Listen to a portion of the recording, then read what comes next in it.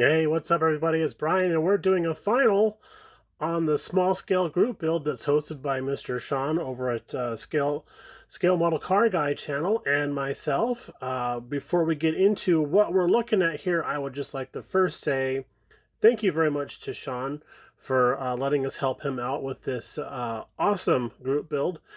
We've had so many people not only just comment saying that this has been a great idea, but so many people have actually entered and they've been posting finals all week long. There's also several people who don't have channels that have been participating along and sending us emails with photographs, and we'd like to thank those folks specifically. Thank you very, very much. We're going to see, I need to get together with Sean and see, because he has a few people on his list that I don't have, and vice versa. And we're going to get together and see if we can compile some videos of these, of the builds from the folks that have submitted photographs. So that'll be coming up shortly. But in the meantime, today is the final day of the group build. I was able to finish this little dude last night. Just kind of a whirlwind of last minute final assembly type of deal.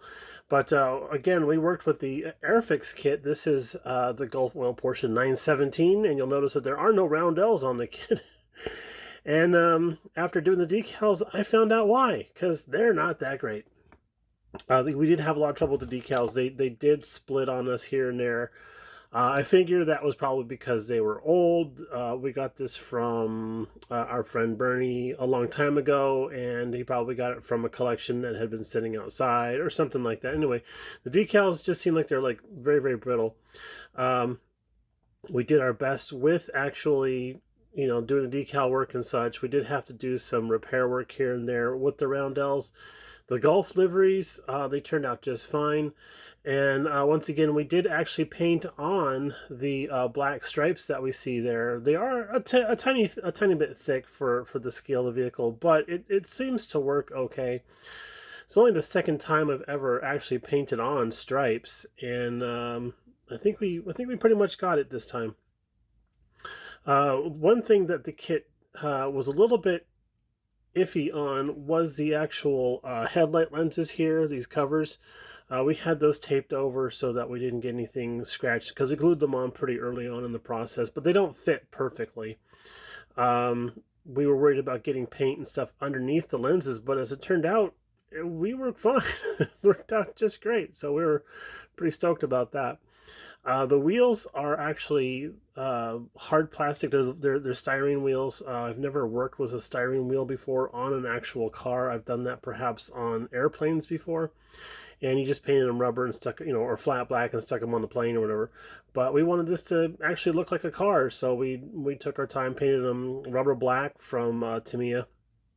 And then we went over the rims with that new marker. We got the Gundam FX marker, which is their version of the monochrome, and I really like how that looks. It's super easy to use, and it has a chisel tip point, so you can follow sharp angles and stuff real easily. We did end up using Mr. Color paints. We used 59 orange, this guy here for the orange, of course, and then 34 for the blue. And we had a little bit of trouble with the blue because, as you can see, it's a little bit darker than most Gulf liveries would be. It'd be a little more pale. Well, that's because that stuff falls out of suspension so fast. I mean, we had to stir that thing for quite a while to get that paint to mix up quite right. But we did follow a painting technique that was suggested by our good friend Kurt over at KH Model Works, and he suggested that we lay down some flat black and then tape over that where we want the stripes to be, and then go about doing the rest of the masking and stuff for the rest of the paint job. And he was not wrong. That was an excellent technique. So thank you, Kurt. I was talking to him about it yesterday over text, and he goes, "I'm glad I didn't steer you wrong." And I'm like, "Hey, if I didn't trust your opinion, I wouldn't have tried it." So everything turned out just really, really great, even though it's a dinky little car for what I have. I was actually talking to my friend John's Weber yesterday, and I was like, I can't wait to get back to regular scale stuff, to full scale 24 cars. But around backside here, And we've seen several photos where the 917 has this little extra wing here, and we've seen a lot of photos that don't have that extra little wing.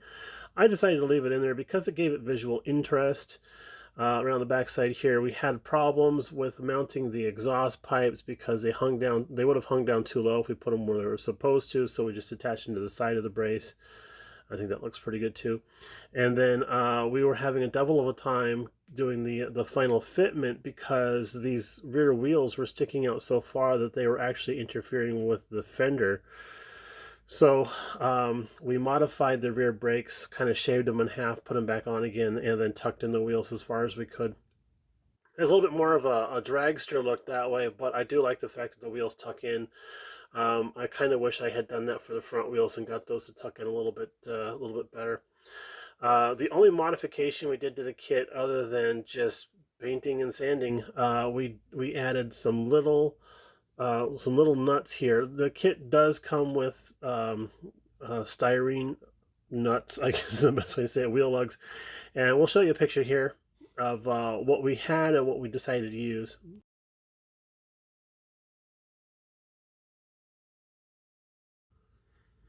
Yeah, so we were pretty sure that those styrene bits weren't going to look good. They just looked out of scale, too large. I didn't like them, and Vince Weston did bring up a good point. If you lose one, what are you going to do? Well, when we had gone to the hobby shop down in Tucson, we had discovered some Detail Master stuff, and they had these itty bitty little fittings, and it's a DM3045 adapter fitting number 5. And look at these guys; they're beautiful. They are beautiful. So we figured that might be the answer for the actual lug nuts that are on there, and I just glued them on. I didn't do anything to them at all other than just glue them on, and I really like how they stand out. The rest of the wheel is a flat black wheel. I did like that look. I'd seen a couple other cars that had wheels that were painted orange. I thought that was kind of a cool thing too, but then after looking at the color scheme and stuff, I thought it's a little too much orange for the car, so the black wheel is the way we went. The rubber black by Tamiya to the eye is very, very good, but the camera has a hard time discerning it, it seems. But yeah, the only thing that we had a bad fitment problem with is the actual transparent piece, the windshield and side screens. All one piece. Doesn't quite fit in there very well. It does look like it's kind of popped out a little bit on the front here. But we were getting so deep into this build, I'm like, yep, we're just going to have to get her done and call it a win. But it turned out so nice. This is the first time I've ever done the Gulf Oil livery, and I am looking forward to doing a couple more kits we have here in the stash that do sport that. We're going to tip her up on her side so you can take a look at the top down. And we did do a 2K clear over it. We did try to cheat and use a TS13 from Tamiya for the clear, and that didn't go so well. It didn't seem like it was liking being on top of this Mr. Color paint. So talked to James Tester and my buddy John, and they both said, yep, just hit it with some 2K clear, you'll be fine. I'm like, do I need to sand this down or anything like that? Because it did have a texture to it. And I'm like, oh no, the 2K is going to love that texture. It's going to have something to hold on to. It's going to be just fine. And they were right. 2 quick thin coats of 2K clear, and I haven't done any cutting, polishing, or anything like that on there. This is the gloss out of the gun. So there you go. And then on the bottom side, you'll see that we did try to replicate up underneath in the engine bay the fiberglass color that we saw in a lot of photographs. That was a khaki color by Tamiya. I don't recall what it is offhand because I don't have the paints near me, but it was a khaki color with their dark brown panel liner wash over it, and then just sort of dabbed with a cotton tip to give it some texture. And I think that was the best way we can do it. I was talking to Luca about that, and he goes, the hardest thing to do when replicating fiberglass is to, especially raw fiberglass, is to get that translucent look, and you can't do that with paint. So he said that in his opinion that looked pretty cool. So a guy who loves Porsches, high praise indeed, I think. But yeah, love this kit. I would do another one. I would definitely do another one. I don't know if I want to do one in this livery. I'd like to do something in a little different livery. But yeah, this is a beautiful car. Several people on Facebook have commented and said that Steve McQueen would be smiling right now. So I think that, again, is more high praise. So thank you very much, fellas. All right, so thanks to everybody who has participated in the group build. If you haven't finished yet, keep plugging away. Let us know how you're doing. I'm curious to see how everything goes for you. And for those of you that have finished, congratulations and thank you very much again.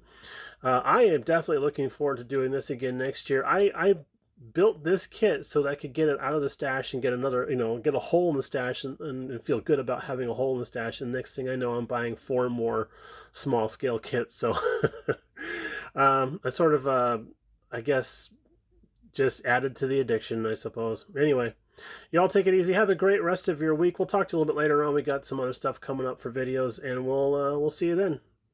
Bye now.